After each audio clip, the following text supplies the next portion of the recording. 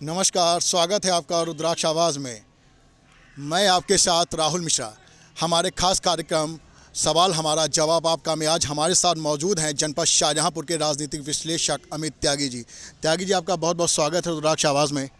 बहुत बहुत धन्यवाद आपका और बहुत बहुत शुभकामनाएं आपको। त्यागी जी, ये जानना चाहेंगे कि जिला पंचायत सदस्य का चुनाव जो है आज से नामांकन स्टार्ट हो चुके हैं और आज देखा गया कि जो भाजपा के कद्दावर नेता हैं बलवीर सिंह जी, उन्होंने आज अब जो उनकी पत्नी है उन्होंने आज उनका टिकट भरा। ठीक है, उनके साथ काफ़ी भाजपा के काफ़ी कद्दावर नेता विधायक लोग भी मौजूद रहे। इसको आप किस नज़र से देख रहे हैं?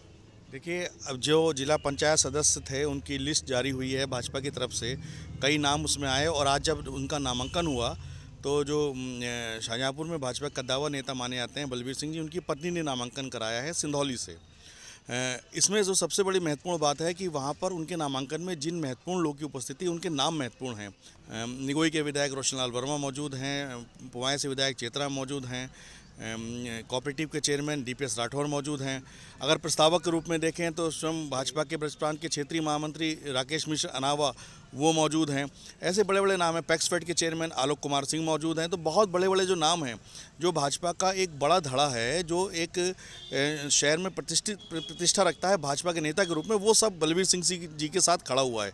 इसका मतलब कहीं ना कहीं एक ऐसा लगने लगा है कि जो भाजपा का चेहरा होगा जिला पंचायत अध्यक्ष के रूप में, वो बलवीर सिंह जी की पत्नी का भी हो सकता है।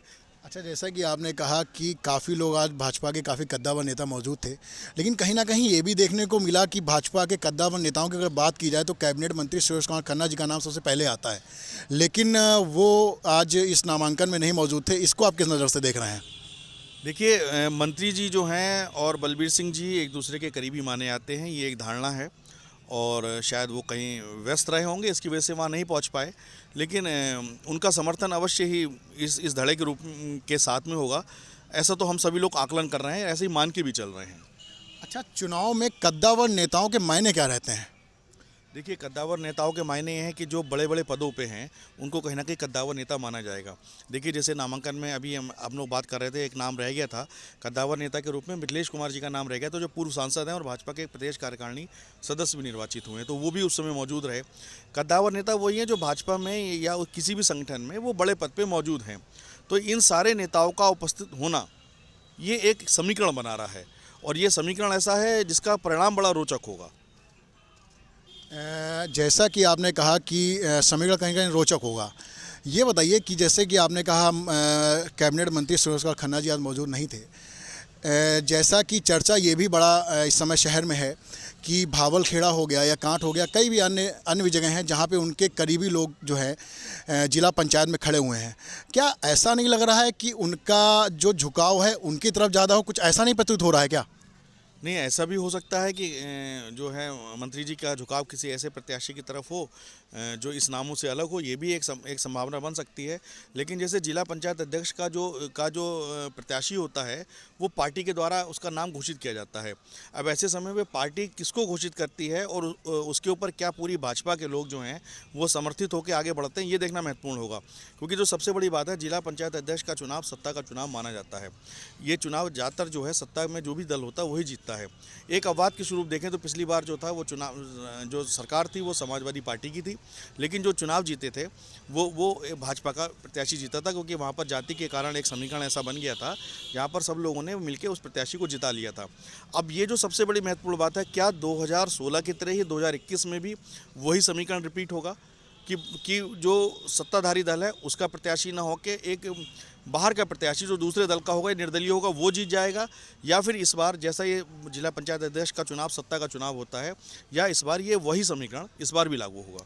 जैसा कि आपने कहा कि चुनाव में अब की भी क्या हो कोई भरोसा नहीं है, लेकिन आपके इसी जो आपने जवाब दिया है, इसी में मेरा सवाल है कि कोठी से भी जिला पंचायत जो अध्यक्ष की जो है दावेदारी ठोकी जा रही है।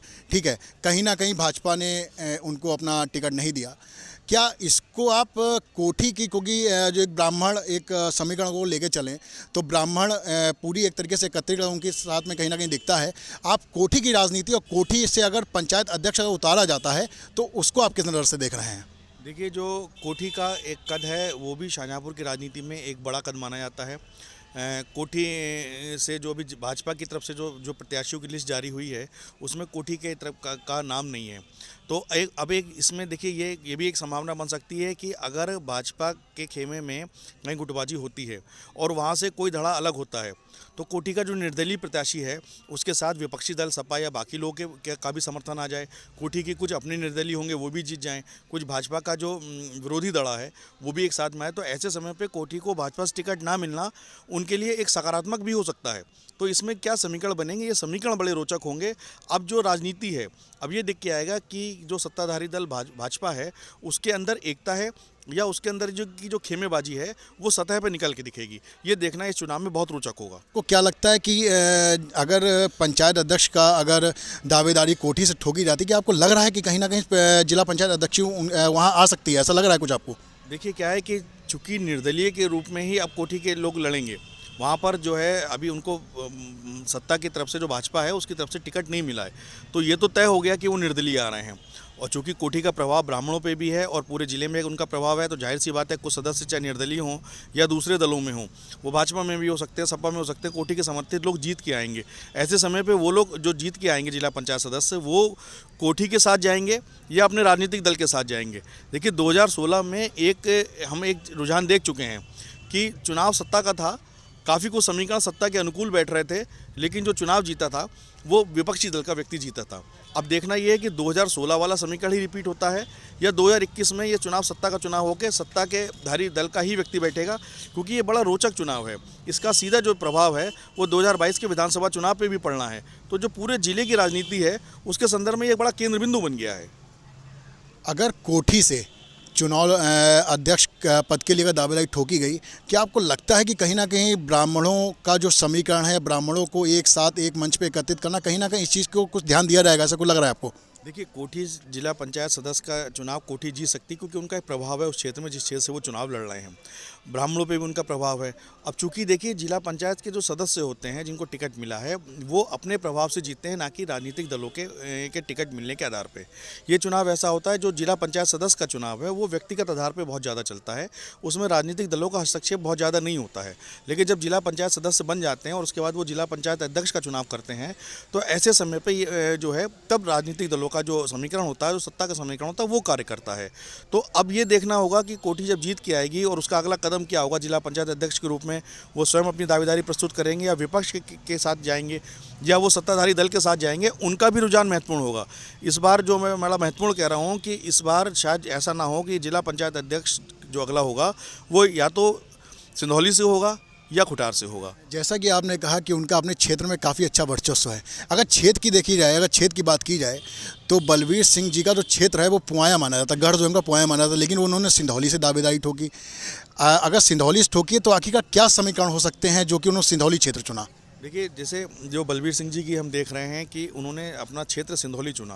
पुआया की जो 3 सीटें हैं वो तीनों सीटें सुरक्षित हैं, वहाँ से वो आ नहीं सकते थे, लेकिन उसके बावजूद वो अपनी पत्नी को लेके आए हैं सिंधौली से। इसका मतलब ये तो तय है कि वो उनका जो निगाह है वो सिर्फ जिला पंचायत सदस्य पे नहीं है, उनकी जो निगाह है कहीं ना कहीं जिला पंचायत अध्यक्ष पे है।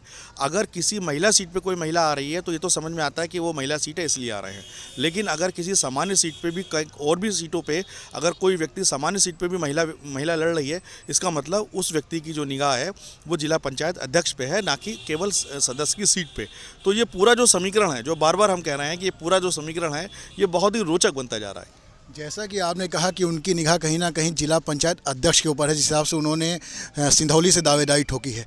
अगर जिला पंचायत अध्यक्ष की बात की जाए तो निवर्तमान जो जिला पंचायत अध्यक्ष हैं अजय यादव जी, उनकी पत्नी भी जो है उन्होंने भी जो है दावेदारी ठोकी है, वो भी जिला पंचायत सदस्य का चुनाव लड़ रही हैं।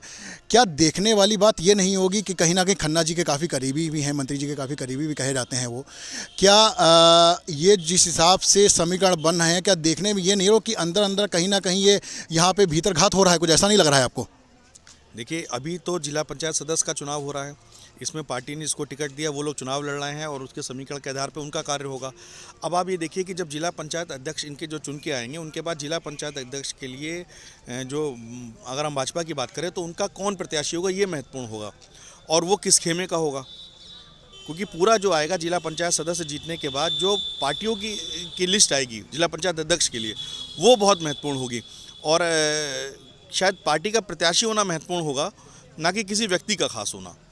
अच्छा, अब राजनीतिक विश्लेषक के रूप में अगर देखा जाए, क्योंकि कहीं ना कहीं भाजपा की तो बात हो चुकी, सपा को आप किस नज़र से देख रहे हैं? क्योंकि सपा के भी काफ़ी कद्दावर जो नेता हैं, जो कि वह लोग हैं यहाँ से लड़ रहे हैं, पंचायती सदस्य की दावेदारी ठोक रहे हैं, उसको आप किस नज़र से देख रहे हैं? देखिए, ये चुनाव जो है, ये चुनाव कहाँ सत्ता का जाता है, लेकिन जिला पंचायत सदस्य के जितने भी चुनाव होते हैं, सदस्य के चुनाव अपने व्यक्तिगत छवि के ऊपर होते हैं, उसमें राजनीतिक दलों का प्रभाव बहुत ज़्यादा नहीं होता है।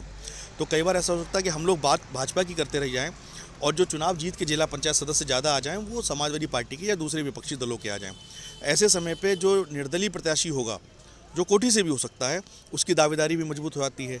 ये भी हो सकता है कि बहुत सा असंतुष्ट धड़ा जो है, जो भाजपा का है या सपा का है, वो मिलके कोई ऐसा प्रत्याशी चुन ले जो बाहर का भी हो सकता है। तो इसमें जो समीकरण है वो जिला पंचायत सदस्य जो जीत के आएंगे, उनकी जीत के बाद बहुत कुछ तय होगा। और ये चुनाव इस बार केवल सत्ता का चुनाव होकर नहीं रहेगा, इसमें और भी बहुत से समीकरण काम करने आ रहे हैं। शहर की जैसे प्रमुख पार्टियां कहीं हैं, कांग्रेस है, बसपा है, सपा है, भाजपा है। आप शहर में अगर राजनीतिक विश्लेषक के रूप में अगर आप देखें, तो आपको क्या लग रहा है किसका दबदबा यहाँ पे अच्छा है और कौन से पार्टी के प्रत्याशी जो हैं विनिंग कैंडिडेट होकर यहाँ पे आएंगे? ये आप विधानसभा के लिए बात कर रहे हैं या जिला? जैसे विधानसभा के संदर्भ में देखें तो देखिए, ये चुनाव जो है, अब राजनीतिक दल दो ही बचे हैं महत्वपूर्ण, भाजपा है या सपा है। बाकी दल तो परिप्रेक्ष्य में चले गए हैं, नेपथ्य में चले गए हैं, इन्हीं के बीच में होना है। अब जैसा रुझान बनेगा, क्योंकि उसके हिसाब से होगा। अगर जो है जिला पंचायत अध्यक्ष के समय पे जो भाजपा है, उसके अंदर का जो सामंजस्य दिख जाता है, उनके अंदर के जो भी आंतरिक गतिरोध जो सभी दलों में होते हैं, वो अगर सार्वजनिक नहीं होते हैं तो भाजपा का भविष्य अच्छा है। और अगर आंतरिक गतिरोध दिख जाते हैं और समीकरण के हिसाब से जिला पंचायत अध्यक्ष के कुर्सी पे कोई दूसरा व्यक्ति बैठता है या उनके जो चीज़ें हैं वो सामंजस्य नहीं बैठ पाता है, पुनः मैं कह रहा हूँ गतिरोध दिख जाते हैं, तो ऐसे समय पे भाजपा को जिले में 6 सीटों में बड़ा नुकसान होगा। हो सकता है 3 सीटों का नुकसान भाजपा को उठाना पड़े। क्या आपको ऐसा लग रहा है कि बीएसपी क्या बिल्कुल ही खाता नहीं खोल पाएगी? ऐसा लग रहा है कि खोलेगी या बिल्कुल ही नहीं खोलेगी बीएसपी जो है अपना खाता यहाँ पे? देखिए, अभी तक की जो शाहजहाँपुर की स्थिति है, वहाँ पर बहुजन समाजवादी पार्टी के जो भी प्रत्याशी हैं वो कभी जीतने की स्थिति में बनते नहीं दिख रहे हैं। और जो भी उनके महत्वपूर्ण प्रत्याशी थे वो या तो सपा के खेमे में चले गए या भाजपा के खेमे में चले गए हैं। तो जो दल बन गए हैं वो भाजपा और सपा ही आके बन गए हैं। बसपा के पास अपने ज़िले में कोई इतने बड़े नेता अब नहीं बचे हैं कि जो अपने दम पे चुनाव जीता पाएँ। और उनका जो कैडर है या उनके जो प्रत्याशी हैं वो कहीं ना कहीं दूसरे दलों में विलय हो गए हैं। तो बसपा के बारे में तो अभी संदेह है कि वो क्या करेंगे। हो सकता है किसी वो रणनीति पे, बड़ी रणनीति पे काम कर रहे हैं जिसकी सूचना हमारे ऊपर ना हो। देखते हैं भविष्य में क्या होता है। त्यागी जी, आपसे आखिरी क्वेश्चन हमारा ये है कि ये जो जिला पंचायत का चुनाव होगा, इसको आप 2022 के, क्योंकि आगे आने वाले साल में विधानसभा का चुनाव है, इसको आप किस नज़र से देख रहे हैं? विधानसभा चुनाव पर इसका कुछ कोई इफेक्ट पड़ेगा क्या कुछ? नहीं, शाहजहाँपुर के जिला पंचायत अध्यक्ष कौन हो, इसका सीधा चुनाव विधानसभा के चुनाव पे पड़ेगा। उसका फ़र्क जो है सभी सीटों पे पड़ेगा, नगर विधानसभा पे पड़ेगा। क्योंकि समीकरण इस तरह के ऐसे बन गए हैं कि यहाँ पर ये देखना महत्वपूर्ण होगा कि कौन किसके साथ जा रहा है और कौन किसके साथ रख रहा है। अगर जिला पंचायत अध्यक्ष पे भाजपा का एक बड़ा मतलब धड़ा एकजुट होकर अपने प्रत्याशी को जिता पाता है, इसका मतलब जिले की राजनीति में कोई बड़ा परिवर्तन हमें दिखाई देगा। जैसा कि आपने देखा, आज हमारे साथ जनपद शाहजहाँपुर के राजनीतिक विश्लेषक अमित त्यागी जी मौजूद थे। उन्होंने विभिन्न बिंदुओं पर बेबाकी से अपनी बात को रखा और हर बात का बेबाकी से जवाब दिया।